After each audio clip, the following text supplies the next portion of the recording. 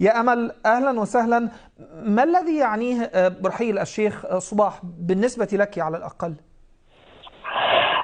بسم الله والصلاة والسلام على رسول الله. أول شيء أشكركم على الاستضافة، وأعزي نفسي وأعزي الكويت الحبيبة وأعزي آل صباح الكرام على رأسهم أمير البلاد المفدى الشيخ نواف الأحمد الصباح، وأعزي حكومة الكويت وشعبها على فقدان القائد والأب الشيخ صباح الأحمد، طيب الله ثراه وغمد الله روحه. بالبداية أنا اسمي أمل شوكري، أحد مقيمة صومالية في الكويت، أحد اللي تربوا على عهد الشيخ جابر الله يرحمه يا رب العالمين، والشيخ صباح الله يرحمه يا رب العالمين. المغفور له بابا صباح نال طبعا أمير الإنسانية، لقب أمير الإنسانية مو من عدم، لأياديه الخضراء اللي امتدت من المشرق للمغرب. كان أمير في مواقفه السياسية والإنسانية والدبلوماسية، سعيه لحل النزاعات في الوطن العربي والإسلامي، شهادة يشهد لها القاصي والداني والعدو قبل الحبيب.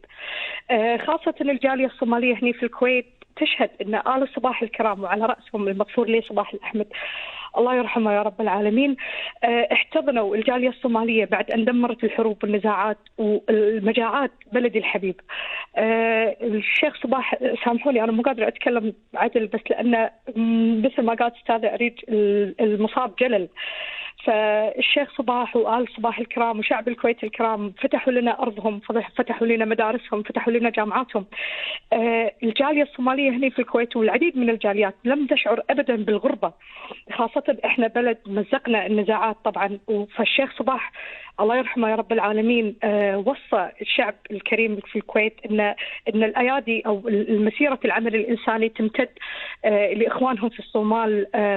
فبدأت حملات الإغاثة المستمرة، بناء المدارس للأيتام خاصة في منطقة هرقيسة، بناء جامعة في مدينة برن في شمال الصومال. طبعا في آخر إنجازاتهم كانت احتضان مؤتمر المانحين للتعليم في الصومال.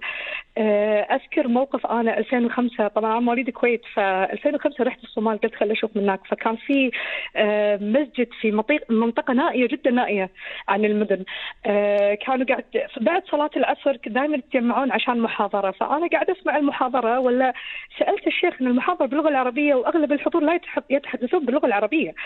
فالشيخ لما شغل الشريط، أنا شفت الشريط اللي هو أعطاني إياه، لقيته من جمعية إحياء التراث الإسلامي اللي هني في الكويت. كيف بلد صغير مثل الكويت وصل أيادي الخير للصومال إلى أقاصي المناطق في الصومال. هذه شهادة الله سبحانه وتعالى، إن نتمنى من الله أن يجعلها شهادة لي في قبره يا رب العالمين، ويجعلها روضة لي من رياض الجنة يا رب. أنا أشكرك يا أمل شكرا جزيلا وتعزينا. واضح تأثرك بشدة، وبالتأكيد تأثر الكثيرين والكثيرين من أهل الكويت الذين تواصلنا معهم وتواصلوا معهم.